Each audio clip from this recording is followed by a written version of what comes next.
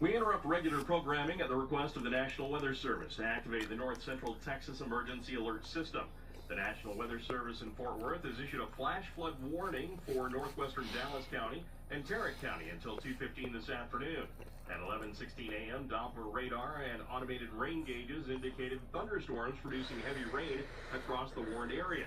Between 1 to 2 inches of rain have fallen. Additional rainfall amounts of up to 1.5 inches are forecast.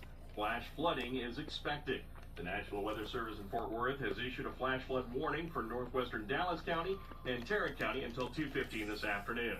All north central Texas stations affected by this alert are